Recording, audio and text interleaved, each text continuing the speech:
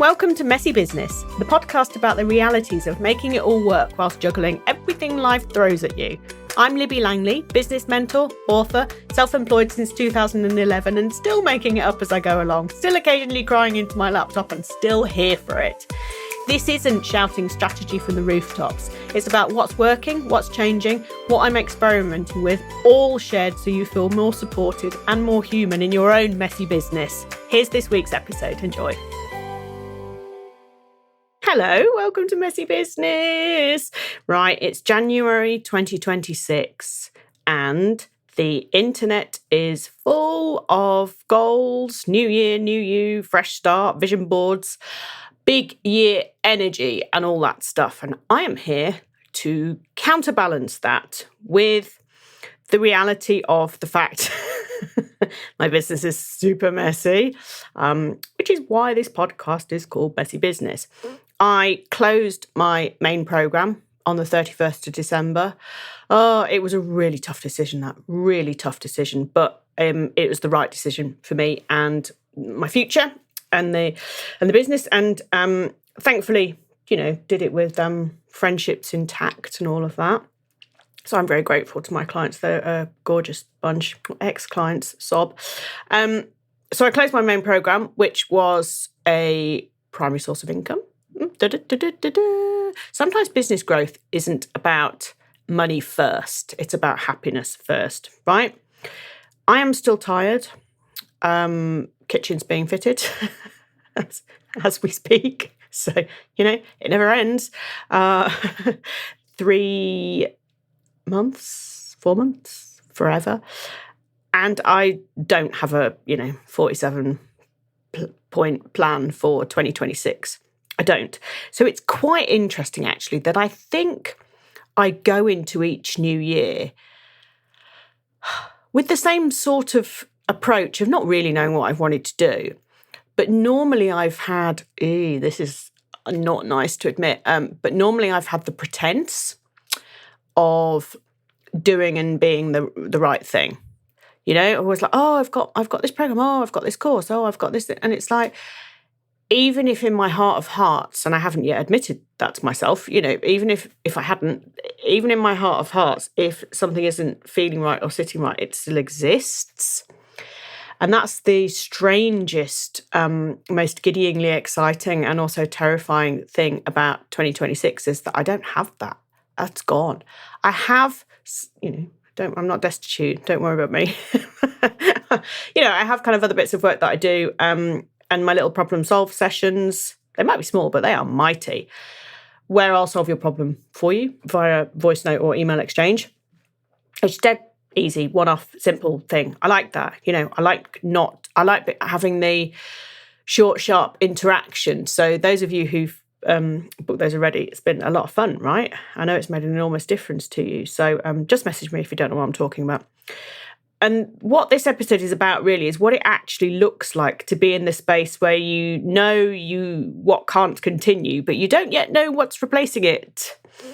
And this is not doom and gloom. This is kind of, let's sit with the truth for a bit and see what comes out of it. So, it's about starting again when you don't know what's next. And honestly, this is how I started my business. Absolutely. This is 100% last quarter, 2011, Libby. I had a great job. You will have heard me tell this story many a time. I had a great management job, loads of holiday, loads of perks. I mean, it was in the public sector, but yeah, you get lovely holiday and lovely pension and all that in the public sector. And I walked out.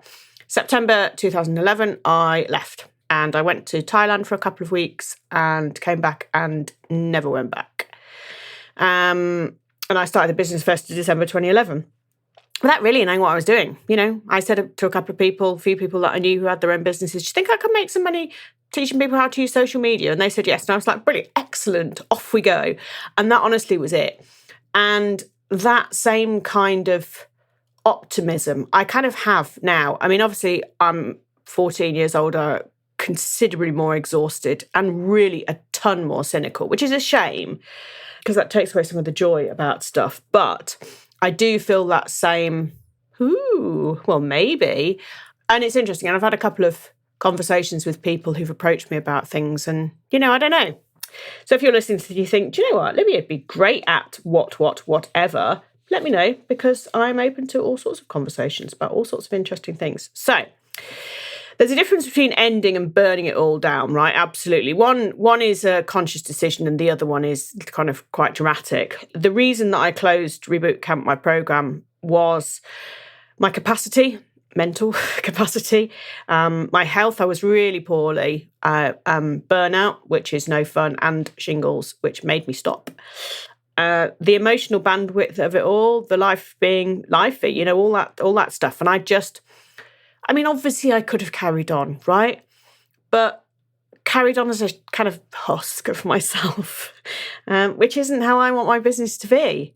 And so I had to make that decision. I just ripped off the plaster and scary stuff. But there's kind of a temptation often if you want to end something to see it as a bit of a failure. And I know I went through months, maybe even a year of thinking that if I stop doing something, I've failed, and being embarrassed by that. What will people think if I failed? And it's like, there comes a point where, I was so poorly. There comes a point where it was just like, you need to get over yourself, Libby. Who cares what these strangers on the internet are going to think about you? And also, making a conscious decision to do something else isn't really failing, is it? You look at the big entrepreneurs in the world, Richard Branson and all his ilk. They tried so many things. And then they either genuinely did fail, didn't work, but they stopped doing them and they did something else. And it's like, it's never a failure in terms of you are a failure. So it's quite hard the way that we view ourselves and the things that we do, particularly when everything online is kind of framed as growth or pivot and that. And it's like, oh no, do you know what, mate? I'm just tired. I don't want to do this anymore. I want to do something else. And that's as honest and lacking in dramatics as it kind of gets. And we're allowed to do that. As business owners, we're allowed to do what the bloody hell we like, right? As long as it's ethical, as long as it's considerate, as long as it's caring, and as long as you do it gracefully. I think if you exit something gracefully, then it's okay. People can be disappointed, but no one can blame you or hate you for it. And I think that's the balance to find, right? There's a real distinction between thinking I hate this and I'm rubbish versus the structure no longer fits who I am and what I can hold. And that's exactly kind of where I've been. So pressing send on the email to my clients was, I felt slightly sick. Well, actually, I scheduled it the day before, wrote it, probably had been about 2 weeks in the writing, thinking about it after I'd actually made the decision, before I decided what to do. And I thought I was going to make it. I thought I was going to change how it looked. But then I'm just like, you know what, I'm going to end it. And pressing send on the email there was a real mix of emotions. It was kind of, there was a relief, massive amount of relief, massive lightness, which tells you something. If you ever feel like that, then you know that you've made the right decision.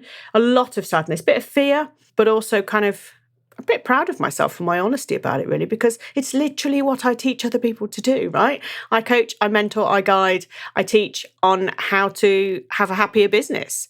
And if I'm not living by that, what kind of awful hypocrite am I? So, So have a think about what you're keeping going purely because it already exists, particularly now in January when it's, smash your goals time and all that shizzle.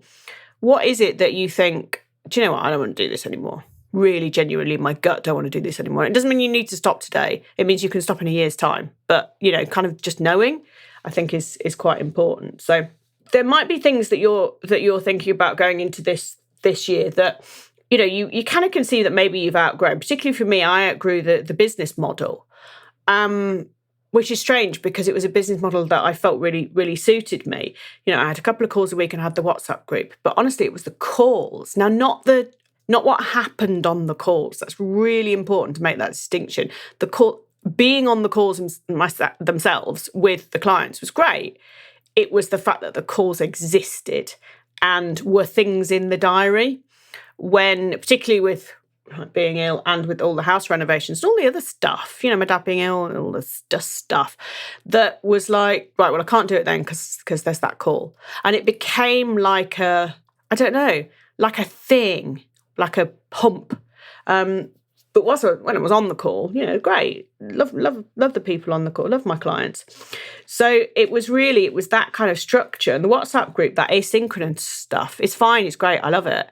And if what comes next will be along that, will be that sort of thing, it'll be asynchronous. Well, my problem solve sessions, they're asynchronous. There's no commitment to time other than you'll get a response within a timely manner, but not 12 o'clock on a Tuesday kind of thing.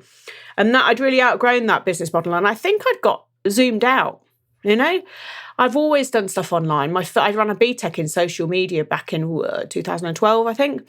And that was all online. So I've done loads of stuff online. I've done loads of webinars, over a decade I've been doing stuff like that. But my business became fully online in COVID, like most people's did. I did a lot of stuff face-to-face and in person before that, and everything went online. And I think I had, in full autistic way, had got so this is the way to do things. I don't need to go out anymore. But it actually, you kind of create a desk job for yourself. And if you don't want a desk job, then that's quite hard. And it's I can be really super efficient. Right, I've got 2 minutes and now I can start my call. And I don't know, it doesn't feel like the right vibe to be in. I kind of want to be, I don't know. It's hard for me to put into words, and that's great when you're recording a podcast out of it. But anyway, it just, I don't know. And the whole creating content, and just got really tired of it all. Just got zoomed out, contented out. I don't know. Apart from this podcast, I don't know why I like this so much, and it really nourishes me. And I know that loads of you listen to it, and I'm really grateful for that, particularly and the ramblings that have been happening recently. But I know I've had messages, so I know that it resonates. Right? You listen to the right thing at the right time, and I like that. So thank you. Thanks for sharing the stuff on Instagram that you do and all of that. It's great. Makes it worthwhile. So, and being good at something, just to say, being good at something, being known for something doesn't mean it's right anymore. And when I moved away from social media, I was known, I was like the top rated social media trainer in the East Midlands. Everybody knew me, and I'd been doing it for a long time, super qualified. My MBA dissertations about social media strategy, all that stuff, been doing it for a long, long time before everybody does it like they do now. Didn't want to do it anymore. So I stopped doing it. And that was a really tough one because that was what I'd built as well as my business coaching. So it was hard. But I think as well, something else that I've realised is that my autism and ADHD are more a part of me than I ever realised. Oh, no, you don't say. But I can't... the autism has been too strong for a while. This is kind of weird and not scientifically proven, right? But I feel like my autism has been leading for a long time. And my autism is about structure, is about routine, is about conformity and all that stuff. And actually letting my ADHD, my creativity, my fun come out more is the best thing that I can do. I know when I first started my business, it was ADHD overdrive. I mean, I didn't realise then I had it, obviously. But yeah, and I think that's why things were so successful and so much fun, and until they weren't, right? Because there always has to be a balance. But balancing the autism and the ADHD is really important to me. And yeah, I need to just kind of relax a bit more. Relax myself a bit more and do more stuff that's asynchronous, do more stuff that's fluid and flexible and terrifying, because autism doesn't like that so much. So, yeah. And I know for some of you, certainly, perimenopause will be a massive thing that's messing with your head, but also your capacity. Honestly, I just don't think we have as much capacity as we used to because we're so overstimulated all the time. And that's sucks, but it's also fine because you can kind of just work around it, right? And those are facts that need to be built around, not ignored, because the impact of pretending that you still want what you used to want, it brings about a flatness, a boredom, a feeling like you're performing a version of yourself, not actually being yourself.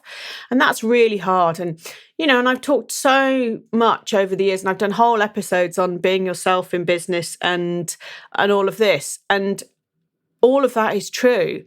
And I've never been disingenuous when I've said any of that, but I know when I slip. That's the thing. And the last however long, few months certainly, I've let that slip. because there's a real fear about making big changes, right? So what you do, I can't commit to anything for more than 6 months. I think I've realised that. I hardly even live in a house longer than that. Although, my husband's surviving all right. So 9 years we've been together, so that's all right. But it's, do you know what I mean? It's like the change. But then the thing that is meant to bring you all the joy and the support and the comfort of the business is the thing that you don't change. And that's kind of weird when you think about it like that. So don't be afraid to shift. And like I say, this is not about burning it all down. This is about ending stuff and pivoting and tweaking and all that. So there's some things that I do know for 2026, even without any kind of a fully formed plan. I won't be doing endless Zoom calls. I won't. I might. Might I? I might even cancel my Zoom paid subscription. I don't know. That sounds like not a good idea. Something I wouldn't advise someone else to do. But I might. I could. I want to be able to, whether I actually do or not, right? I want to have to not rely on that. And I know there's Teams, which is just hateful, and I won't be using it. And I know there's Google Meet and these other things, but Zoom, I like Zoom as a concept. But my nervous system has told me that I won't be basing a business around Zoom calls anymore. I will not be creating content just to stay in the algorithm's good books. I haven't really done that for quite a long time now, to be honest, but I have little dips back into it because I feel guilty and feel like I should do stuff. But social media is not something I'm going to really put a mega amount of effort into in 2026. It just isn't. My podcast is like front and center. So hello, you're in the sexy spot there. And there's definitely going to be more creativity. I don't really know how that looks yet, but I want to enjoy doing at my house. I want to do my garden. I want to, make things, make people happy without a kind of structure too much. I want to experiment with things that don't have to become an offer. I said to someone, a friend of mine, I said to him that not every idea has to become something we monetize. I've had this conversation with someone else on LinkedIn as well. And I think that that's really true, is that because we can, doesn't mean we should. And we can do things just because we enjoy them. They don't have to generate any income. And I know that's like, what? Entrepreneur? Call yourself an entrepreneur? But actually, we used to just do stuff because we liked it. And it doesn't, And you don't have to put it on social media that you've done it either. You can just do stuff. I know. And I know that that's possibly one of the most radical things that I will ever say. But forgive me, it's true. You don't have to. There are going to be, for me in 2026, there are going to be simpler ways that people can access my brain without me holding a huge container. That's not to say I won't do something else as a group. Absolutely not. And, don't forget about my in-person pot painting mastermind days. Saw a fantastic place on Instagram the other day that I just thought, oh my God, that's the kind of place. So watch this space if I ever actually do it. But if you want to register your interest, just send me a message telling me that. I don't have a wait list, obviously, because I'm going to stop creating pages for everything as well, because it doesn't make any difference, really. I mean, it does if you're talking about volume and scale, and yes, it does. Yes, it does. Yes, it does. But also it doesn't. So, I want to kind of do project work. I want to do asynchronous, like, I can help you with that stuff. I want to maybe do some future in-person things, creative leaning stuff. I don't have the details for things. I want to get involved in things that are interesting, but that have a beginning and an end. Like work on this for 2 months. Yes, I think for now that satisfies me. So, but the non-negotiables for 2026 are life first, body first, brain first.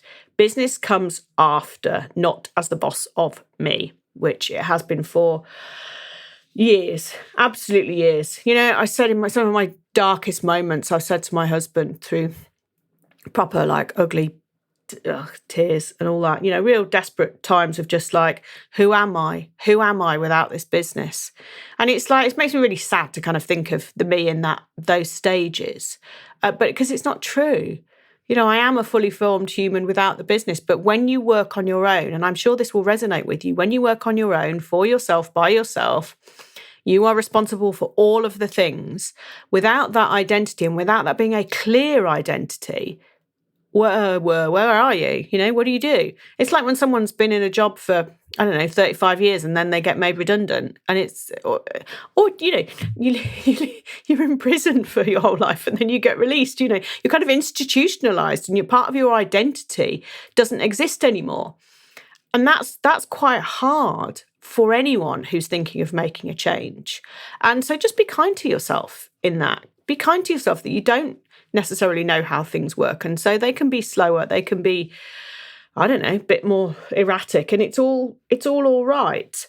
This is where you can say to yourself, I don't have a tidy answer to, what's your offer suite for 2026?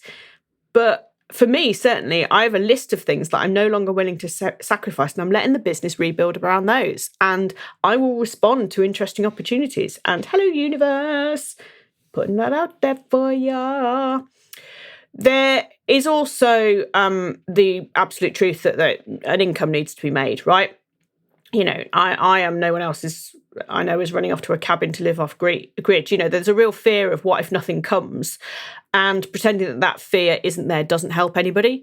So you've got to, as I am, trusting that you're very good at what you do, leaving the door open for the right people, for collaborations, for projects. The more you start talking about maybe if, then the maybe if appears. We all know that this happens, right? And certainly letting yourself experiment with something that you really wanted to do instead of committing to a big, shiny new thing out of panic. And I know that I've done a lot of things over the years because I can, because they'll make money, because I'm good at this. They're all very different to, do you know what, this might be fun and because I want to. And that's what I would say for you for 2026, that you can be scared about money and still make kinder decisions about the work that you do, yeah? But we all need money, right? I got a blooming renovation to finish. I need a ton of money. That's all the money in the world I need. But okay. So some reflective questions for you rather than advice, I guess. What are you doing purely because past you set it up? What are you doing purely because past you, previous you, set it up? And if nothing was required of you for the next 3 months, what would you naturally gravitate towards? That's a good one, that, isn't it? Where are you overriding your own body and brain because you said you would? What have you committed to that actually, do you know what, I wish I wasn't doing that? What? Yeah. How's that feel? It sucks, right, doesn't it? Obligation sucks. Shouldn't have obligation like that in your own business. And I don't mean that if you promise to do something, you shouldn't do it, but it's very different to saying yes to something when you know that you don't really want to. That's a whole different ball game. So I would encourage you to notice whereabouts in your business you feel resentful, when you feel relieved that something cancels or doesn't go ahead, and where you light up without even trying. That was fun. This is exciting. You don't need a full rebrand, though, because I imagine that that's one of the thoughts that you're having. Or you don't need to do a big announcement about anything. Sometimes the first move forward is just quietly not renewing something. And to be honest, most people don't even notice anyway, right? I've talked a lot about closing down my program and how big a decision it's been and, torn me apart emotionally. And you might be going, oh, I didn't know she had a program.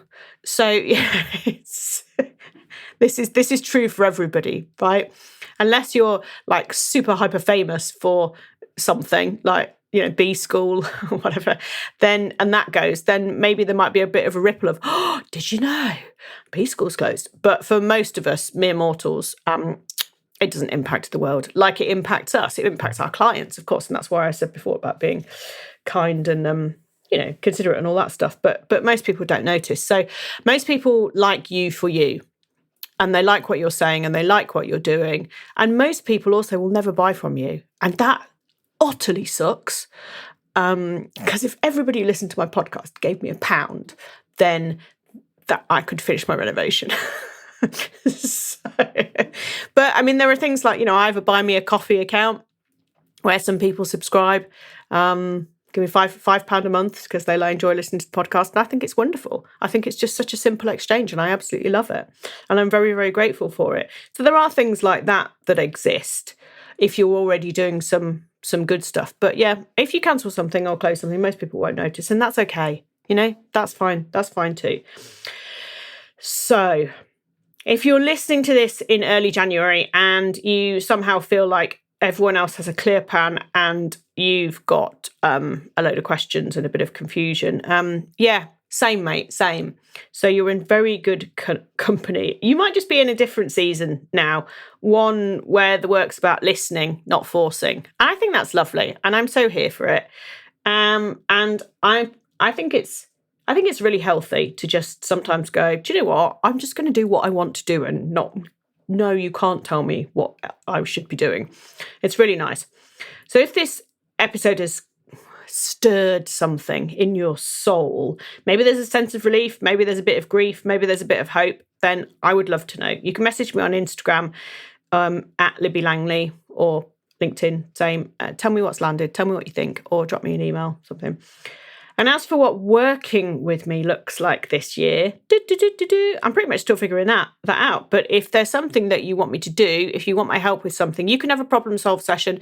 But if you just have some thoughts like, I'd love to work with you on this and this and this, then please do message me and we can work something out, because, I'm curious as to what comes out of that. But for now, think of this podcast as the place where I will share everything that I'm doing and I'm trying, what's changing, and where I can hopefully keep you company in your own messy business while you figure your version out too. All right. Yes. How wonderful, eh? 2026 is going to be a very, very, very happy and fun year. All right. Deep breath. Lots of love. I'll see you next time on another episode of Messy Business. Ta-ra! Thanks for joining me for another episode of Messy Business. If something sparked a thought or started a shift, I would genuinely love to hear about it. Let me know on Instagram at Libby Langley. Until next time, make space, stay curious, and do more of what you love.